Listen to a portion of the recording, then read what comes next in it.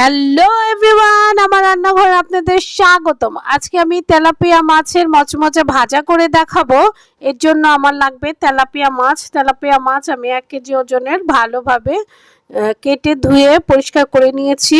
এখানে 2টা মাছ আছে। এখানে যে দেখেন 2 স্লাইস লেবু, মাঝারি সাইজের লেবু আমি 2 স্লাইস লেবু নিয়ে যে চিপে রসটা দিয়ে দিলাম, আর দিয়ে দিব সামান্য পরিমাণ লবণ আর লেবুর রস দিয়ে এটাকে আমি ভালোভাবে মেখে মাছগুলোকে ভালোভাবে মেখে আমি 10 মিনিট রেখে দিব।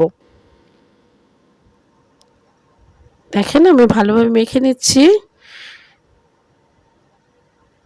ভালোভাবে মেখে যে এখন আমি রেখে দিব 10 মিনিটের জন্য। আর কি কি উপকরণ লাগছে আপনাদের দেখে দিচ্ছি। এখানে লাগবে 1 চা চামচ সয়া সস, এখানে লাগবে হাফ চা চামচ হলুদ গুঁড়া, হাফ চা চামচ ধনিয়া গুঁড়া, হাফ চা চামচ জিরা গুঁড়া, 1 চা চামচ মরিচ গুঁড়া, আর এখানে লাগবে হাফ চা চামচ আদা রসুন বাটা। এই যে আপনারা মাছের পরিমাণ মতো মশলা বাড়িয়ে দিবেন। যে মাছ আমি ভালোভাবে ধুয়ে যে লেবু আর লবণ দিয়ে মেখে রেখেছি, একটা ডিম লাগবে, ধনেপাতা কুচি লাগবে, কাঁচা মরিচ কুচি।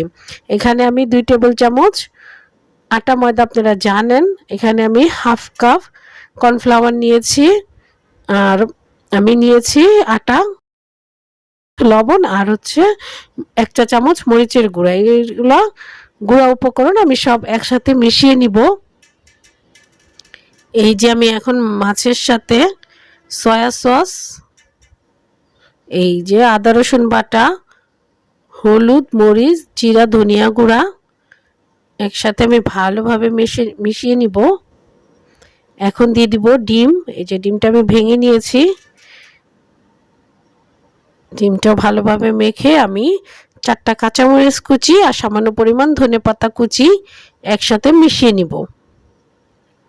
এই যে কাঁচামরিচ, এখানে 4টা কাঁচামরিচ আমি কুচি করে নিয়েছি, আর এই যে ধনেপাতা কুচি দিয়ে এখন আমি মাছের টুকরোগুলিকে ভালোভাবে মিশিয়ে নিব। ভালোভাবে মিশিয়ে 10 মিনিট রেখে দিব।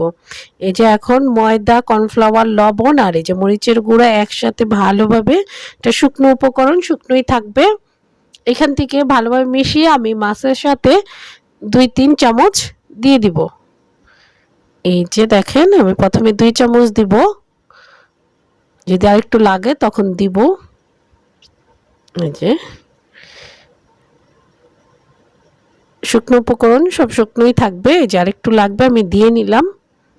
আপনারা দেওয়ার সময় বুঝে নেবেন, মাখার সময় যে দিলে এই যে শুকনো উপকরণগুলো এটার সাথে ভালোভাবে লাগবে। এই যে আমি মাছগুলো একসাথে রেখে এখন এই যে শুকনো উপকরণের সাথে এই যে ভালো করে এই যে মেখে নিলাম।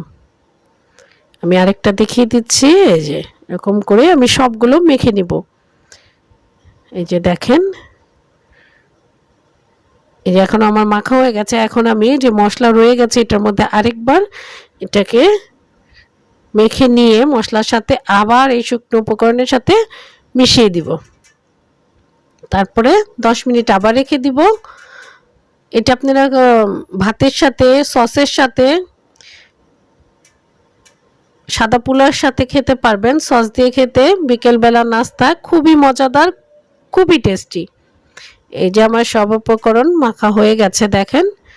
এখন আমি ফ্রাই প্যানে তেল গরম করতে দিয়েছি। এই যে দেখেন এখন এই যে আমি তেল গরম হয়ে গেছে, খুব গরম দিবেন না, এই যে মিডিয়াম আঁচে এটাকে আমি এখন দিয়ে দিচ্ছি। সবগুলো মাছ দিয়ে দিব। আপনারা যে যার পছন্দ মতো টুকরো করে নেবেন। যে আমি মাথা লেজ সব একসাথে দিয়ে দিয়েছি, ঢাকা দিয়ে রেখে দিয়েছি। এই যে দেখেন ঢাকনা খুলে 1 পিঠ ভালোভাবে ভাজা হয়ে গেছে। এখন আমি উল্টে দিব। খুবই মজাদার, খুবই ক্রিস্পি ফিশ ফ্রাই। যারা করে দেখবেন, খেয়ে দেখবেন, খুবই টেস্টি, খুবই মজাদার। যে দেখেন প্রায় ভাজা হয়ে গেছে, আমি একটু আবার ঢেকে দিলাম। এই যে এখন আমি তুলে নিব। এটা দেখতে যত সুন্দর এটা খেতেও তত মজা, খুবই মুচমুচে।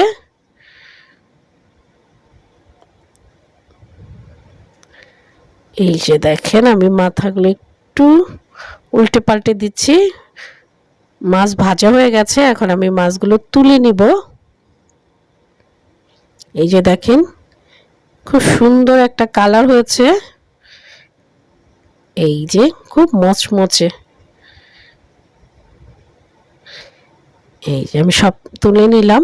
এই যে এইভাবে সসের সাথে বিকেলের নাস্তা খেতে খুবই মজাদার, খুবই সুস্বাদু। আমার রেসিপিটি ভালো লাগলে আমার সাথে থাকবেন, পাশে থাকবেন, লাইক শেয়ার কমেন্টস দিয়ে আমার চ্যানেলটি সাবস্ক্রাইব করতে ভুলবেন না।